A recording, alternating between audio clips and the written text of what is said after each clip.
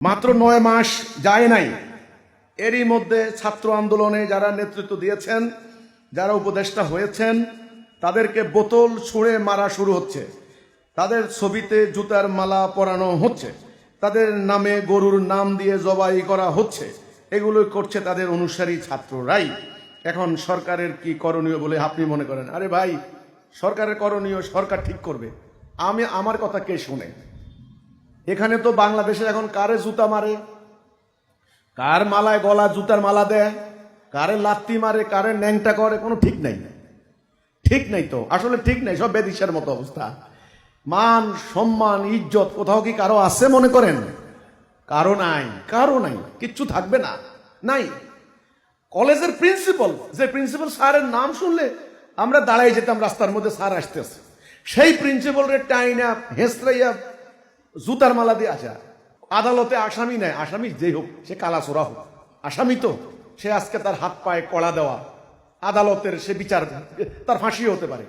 সে বিচারের ওমা লাফাইয়া লাফাইয়া পুলিশের উপরে, সেনাবাহিনীর উপরে যাইয়া জুতা মারে, ডিম মারে, ঘুষি মারে, আসামির মাথায় হেলমেট পরে। এটা কি কারবার টারবার ভাই? এটা কি আশ্চর্য ব্যাপার! আমি 2 দিন আগে দেখলাম বাংলাদেশের একটা কি নায়িকা কে একটা তার কোর্টের নিচে আদালতে তার নামে মামলা আছে। আরে ভাই, দেখলাম আদালত থেকে তাকে বের করা যাচ্ছে না, শত শত পুলিশ। এগুলো কি? এটা কেন? আমার মনে হয় দুনিয়াতে কোনো রাষ্ট্রে এ ধরনের হয় কিনা আমার সন্দেহ আছে। এগুলো কি? এগুলো কোনো ভদ্রতার ইয়ে না তো। কাজে বাংলাদেশে এখন মান সম্মান কার আছে বলেন? ইজ্জত কার আছে বলেন? বোতল মারে, জুতা মারে, লাথি মারে, তারপরে বাড়িতে আগুন দেয়, লুটপাট করে। মন্ত্রী হোক, এমপি হোক, জননেতা হোক, নেতা হোক, আর চেয়ারম্যান মেম্বারের তো কোনো গ্রামে কোনো খানাই নাই, জিজ্ঞাসা করেন দেয়া। বহুত চেয়ারম্যান মেম্বার নাই, এলাকাতে নাই। মন্ত্রী, যেখানে মন্ত্রীকে জুতা মারা হচ্ছে, চেয়ারম্যান মেম্বারের কোনো খানা আছে ভাই? কিচ্ছু নাই তো। কাজেই আল্লাহ বলেছিলেন যে হে বনি আদম, তোমরা ইবলিসের আনুগত্য করবে না। ও তোমাদের বাবা মাকে বেজ্জতি করেছে, হ্যাঁ, জান্নাত থেকে বের করে দিয়েছে, বস্ত্র হরণ করেছে, মানে বেজ্জতি করেছে, সোজা কথা। সুতরাং তোমরা তার আনুগত্য করবে না, আমার আনুগত্য করো।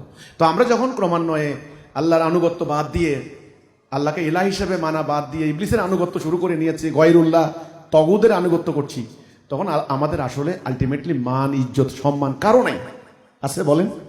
ছোট ছোট বাচ্চা মেয়ে রেপ হচ্ছে, তাকে মেরে ফেলা হচ্ছে, হ্যাঁ, স্বামী মারা যাচ্ছে স্ত্রীর হাতে। এখন তো পোলা ভাই নিজেরা আত্মহত্যা করে মারা যাচ্ছে। ওদের মিছিলগুলা দেখেন কি মারাত্মক সার্কাস্টিক্যালি তারা মিছিল করে। তো কাজেই আসলে মানে আমি বলতে চাচ্ছি, এখানে আসলে মান ইজ্জত সম্মান কারোই নাই।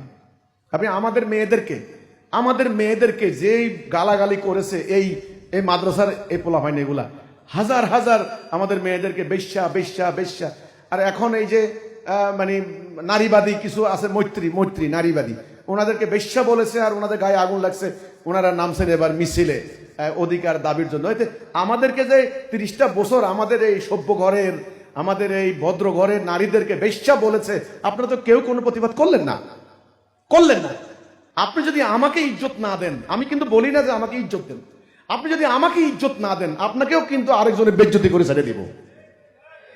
তো এখানে কারো কোনো ইজ্জত নাই, সবার ইজ্জত থাকবে না, কারো ইজ্জত থাকবে না। আমি বলে দিলাম আজকে, কি উপদেষ্টা, কি পুলিশের আইজি, কি সেনাপ্রধান, কি ওসি, কি এসপি, আপনার কি কলেজের প্রিন্সিপাল, কি মাদ্রাসার সুপার, কি পীর সাহেব, কারো কোনো ইজ্জত থাকবে না, সম্মান থাকবে না, কিছু থাকবে না। আমি বলে দিলাম, কারণ আল্লাহ কোরআনে বলেছেন অত ইজ্জু মান্তাসাও অত জিল্লু মান্তাসাও বেয়াদিকাল খায়ের।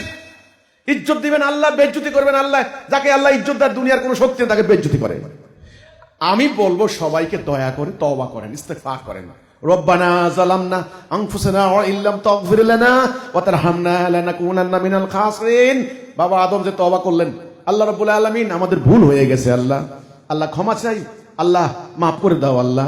আমরা আর ইবলিসের আনুগত্য করব না, আমরা আর গয়রুল্লাহর আনুগত্য করব না, তাগুদের আনুগত্য করব না, আমরা আর বাম দিকে যাব না, আমরা সিরাতুল মুস্তাকিমে থাকবো, আমরা মানুষের তৈরি আইনের প্র্যাকটিস করব না। আল্লাহ, আমরা তোমার হুকুম মানবো, তোমার দেখানো পথে আমাদের জীবন পরিচালিত হবে।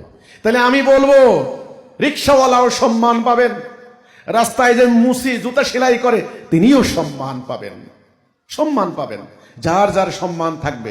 এখন হাইকোর্টের একজন বিচারপতি, আমরা শুনেছি, আমাদেরকে স্টুডেন্ট ক্লাসে পড়ানো হয়েছে, বিচারপতিরা নাকি কখনো অবসরপ্রাপ্ত হন না, ওনারা নাকি যে কোনো জায়গায় গেলে বিচার করতে পারেন, এদিকে গাড়িতে বসলো কোর্ট পাঠাইতে পারে, বিচারপতির এত সম্মান। সেই বিচারপতিরে এই যে দেখলাম মানে গত সরকারের এক বিচারপতি লাথি দিয়া মেরে কেটে মানে ওনাকে আদালতে এনে ওনার লজ্জাস্থান লাথি দিয়ে একদম ফাটাই দিছে। এই হচ্ছে অবস্থা। তো কাজেই এখন মান সম্মান কারোই থাকবে না। আমি আবার বলছি ভাই, আপনি যিনি প্রশ্ন করেছেন, বোতল নয় কেবল, জুতা নয় কেবল, এই দেখেন না এই মানুষকে মারার জন্য অ্যাটম বোম মারছে। আপনি কাশ্মীরে হামলা করলো, পেহেলগামে সন্ত্রাসীরা হামলা করলো, 26 জন নির্দোষ নিরপরাধ মানুষকে হত্যা করলো সন্ত্রাসীরা। ভারত কি করলো? পাকিস্তানে ঢুকে যে মানুষগুলা মারলো, এরা কি সিভিলিয়ান না? এরা কি নির্দোষ না? ওরা বললো জায়েজ করার জন্য বললো কি সব জঙ্গি মারছি। শুনেন, জঙ্গি একটা দুটাও নাই। এবার আসেন, এবার পাকিস্তান যে হামলা করে যে মানুষগুলো মারলো তারা কি সিভিলিয়ান, সাধারণ নিরপরাধ মানুষ, ওই সীমান্ত এলাকায় যারা থাকে। তো এখন বোতল মারা তো স্বাভাবিক ব্যাপার, বোম মারে ধ্বংস করে দিচ্ছে।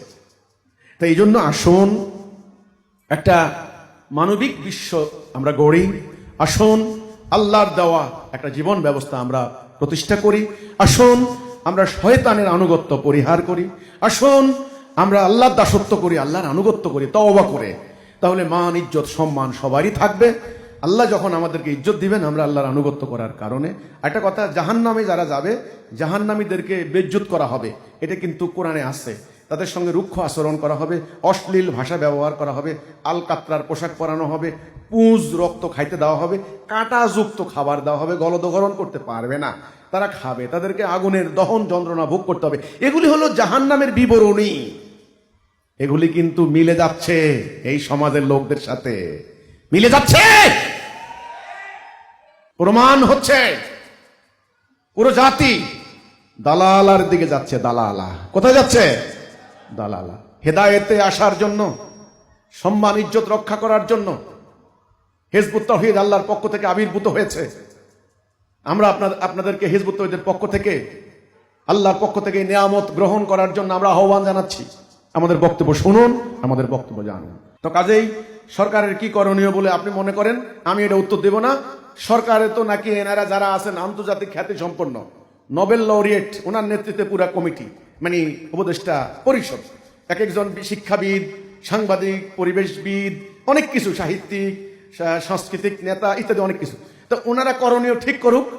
এই পাবলিকের জুতা মারা, বোতল মারা, গালি মারা, এগুলা থেকে কিভাবে ওনারা মান সম্মান ইজ্জত নিজেদের থাকবে, জাতির প্রত্যেকটা লোকের থাকবে, ওনারা ঠিক করুক। ভাই করণীয় কি আপনি করবেন, করণীয় কি আমি বলবো, তওবা করে আল্লাহর দ্বীন প্রতিষ্ঠা করেন, ওনারা সেটা শুনবেন না। তো আমার এই করণীয় বলে কি লাভ? আমি বলবো তাওহীদে আসেন, ওনারা আসবেন না। তো কাজে করণীয় ওনারা ঠিক করুক, কিন্তু আমি বলবো আল্লাহর হুকুমের আনুগত্য না করা পর্যন্ত কোনো বড়িয়ে কাজ হবে না, কোনো সংস্কারে কাজ হবে না। হবে নাকি? হবে না। এই